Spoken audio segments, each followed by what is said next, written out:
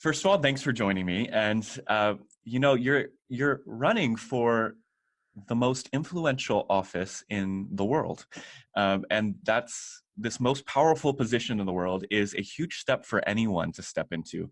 So I just wonder, right off the bat, how are you thinking about if you were to be able to step into the office of the president?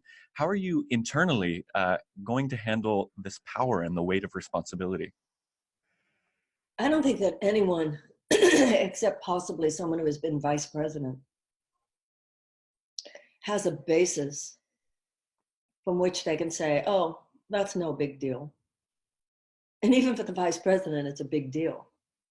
But what I challenge is the idea that if someone's been a congressman or a senator or a governor, that is that much closer. Mm. Because even though the functionality is very similar in terms of governmental functioning, the real issue is the depth, the gravity, the significance of the role. And I don't think that my background and my experience prepares me to have any less gravity, sobriety, and sense of significance. In fact, I think someone who has worked spiritually with people in terms of personal transformation, if anything, might have a greater sense of depth and gravity and sobriety. Totally. If you think about God's love every day and how that applies to living a righteous life, that gives you the depth, hopefully the wisdom and the gravity that I believe is most necessary. Totally.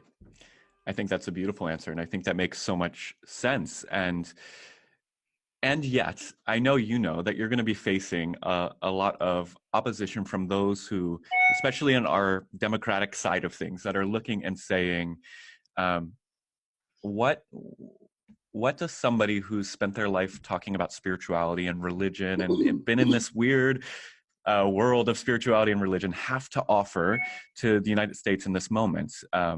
What would you say the role of your own spirituality plays as you're looking towards becoming president of the United States?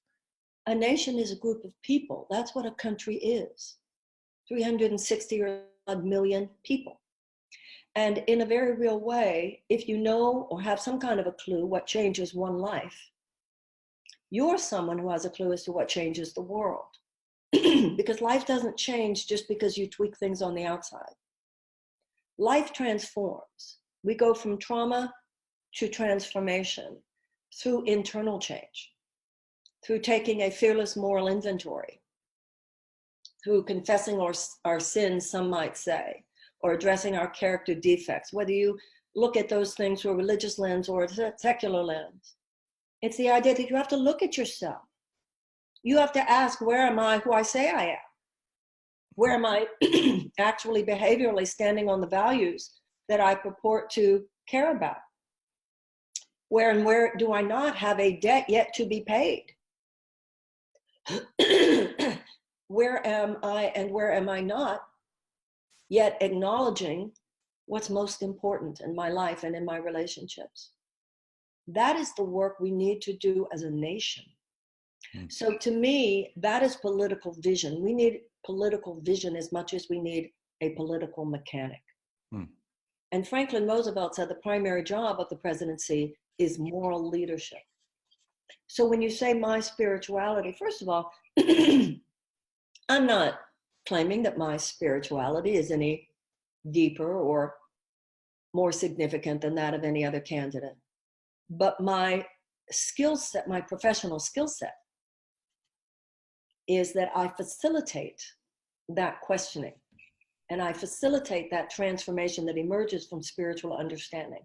That, I believe, is what this country most needs, and therefore I believe that I'm the candidate with the skill set that most matches the needs of this time. Totally. Yeah, it definitely seems to me, and I'm looking as a political activist, but also as a faith leader, that just as you're saying, we're in this unique moment of American history. Some might say one of the most divided moments in our country's history.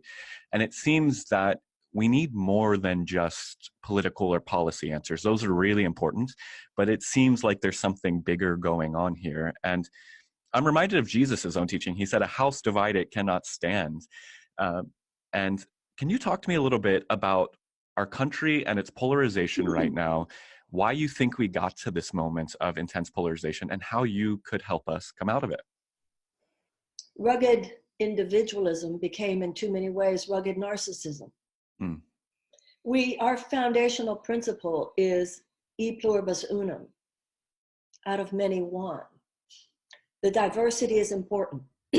We're different cultures, different ethnicities, sexes, sexuality, religions, no religion, staid traditionalists, wild hipsters, liberal, conservative. That's beautiful. That mix is, our greatness lies there.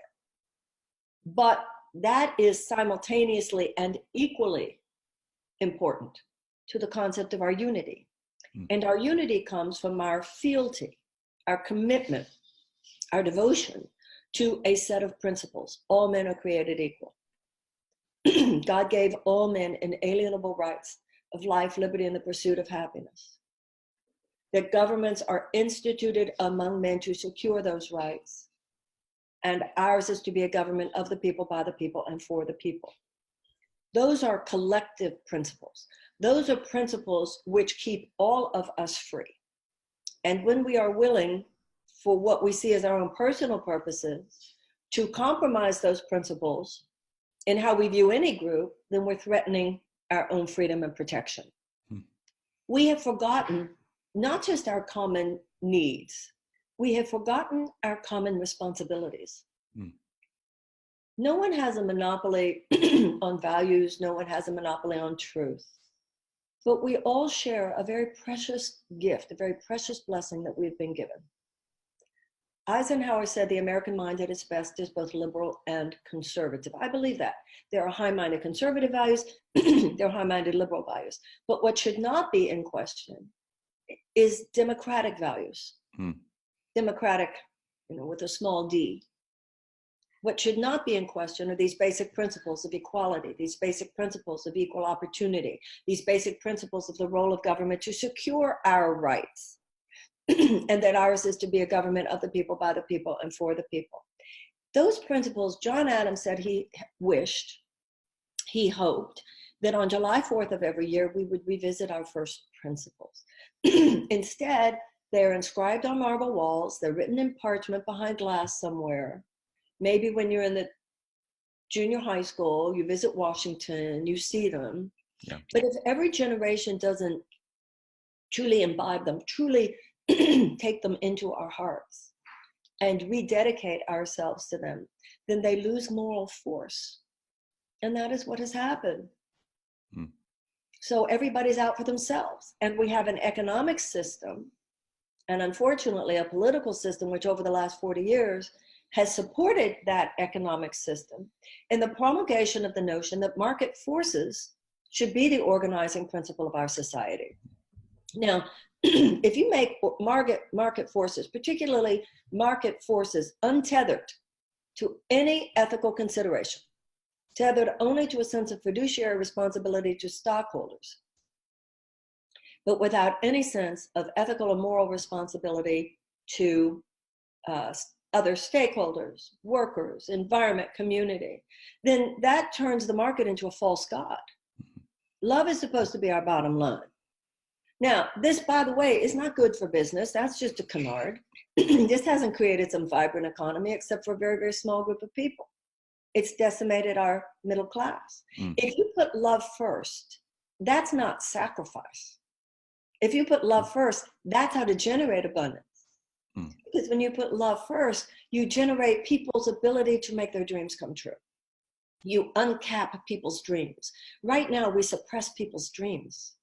We suppress people's creativity by not giving them the means to actualize their dreams. That's what happens when you withhold education. That's what happens when you withhold the opportunity to make a decent living. That's what happens when people are so burdened by college loans or with the thought of how they're even going to go to college. Everybody's just in this suppressed state. Yeah. When in fact, God gave each of us unlimited potential. All of us have unborn dreams within us. And it should be the function of our government to seek to create a society in which as many people as possible are unshackled, so that the God-given potential within them can be brought to bear upon the world. That's how you have a healthy economy. And that's how you have a peaceful world.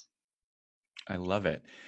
You know, it strikes me though, so one of the things that I find so compelling about you, and I think that makes you so unique, is that for the past, I would say maybe 40 years, Democrats have really, and liberals in general, have really forfeited spirituality and religion to the right. We've given that over to them, and we've believed this lie that only conservative backwater people care about religion, but the rest of our country, the majority of the country, is becoming secular and doesn't really care about this stuff. But as you're talking about love being our core principle, that's both a realistic principle, but it is also a spiritual and or religious principle. Why do you think liberals have such a hard time rooting ourselves in religion or spirituality, or backing up our political positions with something a little bit deeper, like a spiritual grounding? Well, I don't think it was that Democrats and liberals thought that only a bunch of backwater conservative people cared. I don't think that at all. As many liberals care about religion and spirituality as conservatives do. Right. I don't think that's what happened. But what happened was that people withdrew the conversation from the public sphere and began to see it as simply an issue of private morality.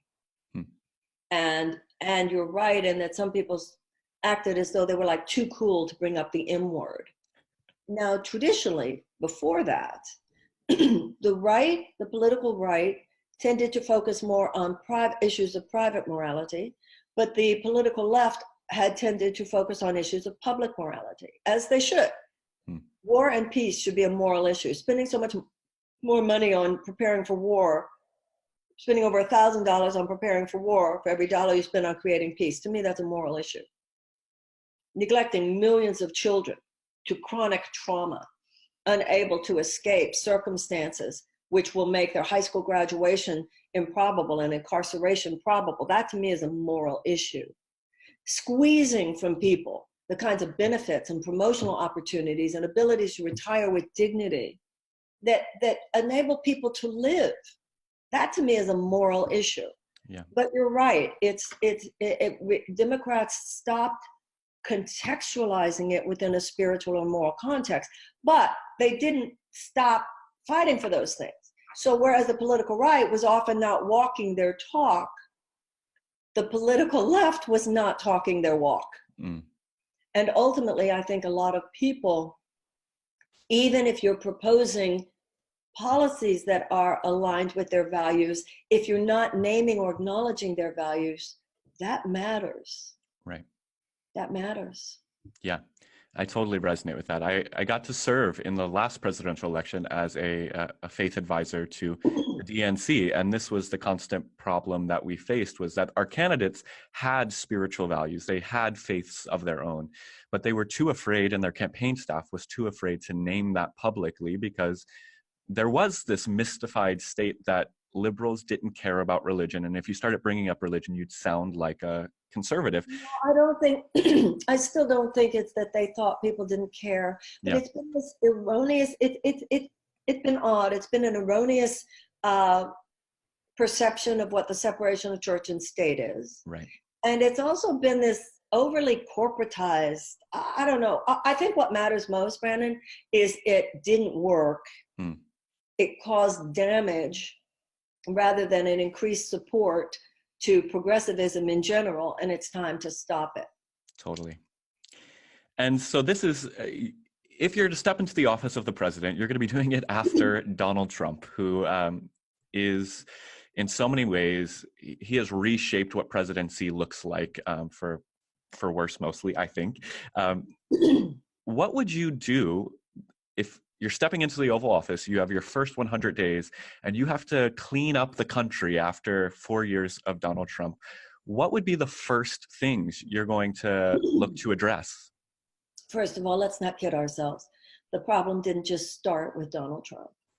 Donald Trump is, in my mind, an opportunistic infection that could not have taken hold had there not been a weakened societal immune system. So there are things to clean up that go way back much further than Donald Trump. That's good.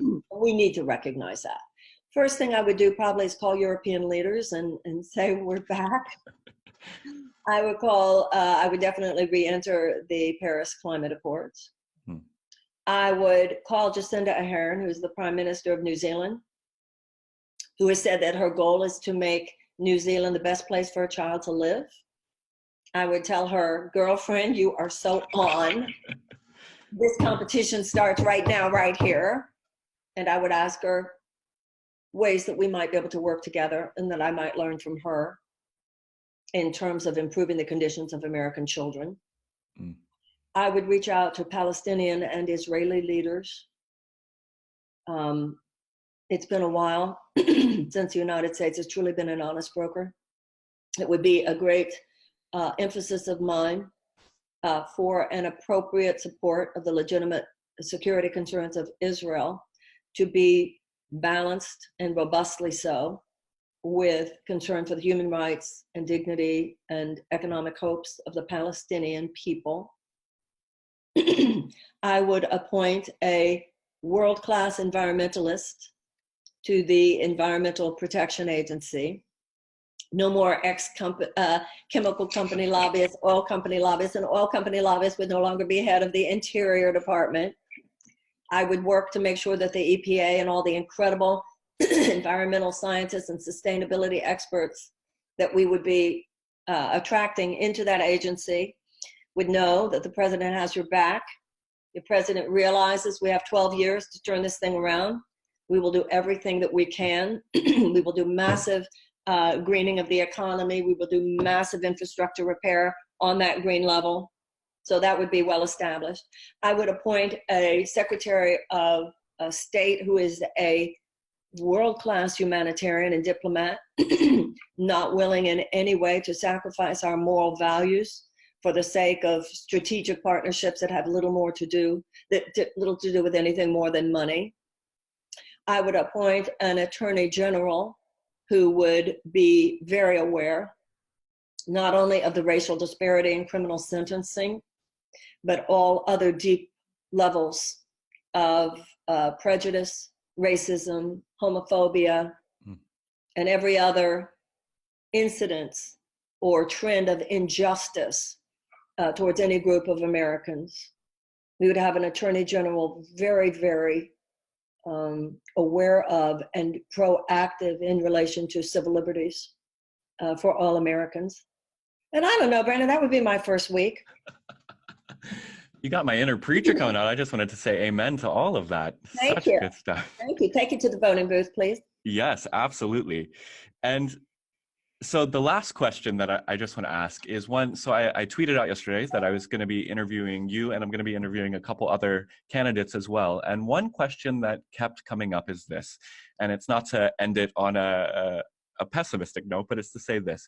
If you weren't to get the Democratic nomination for president, what role would you see yourself playing in the next administration, the next 4 years, to help continue to shape our country in the direction that it needs to go if you don't occupy the role as president?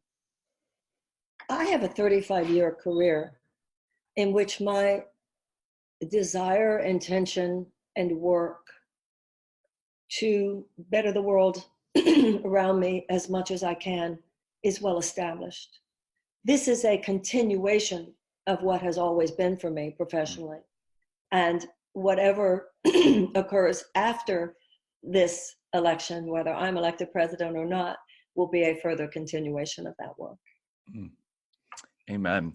And so you're on CNN's Town Hall Debate this April 14th at 7 p.m. Eastern Time? Sunday night, that's 2 days from now. Awesome. 7 p.m. Eastern. And where can people find out more about you and your campaign? Thank you, Brandan, at marianne2020.com. Awesome. Well, Marianne, I'm cheering you on. I'm really excited for what you're bringing Thank to this you. country and conversation. So Thank you so much.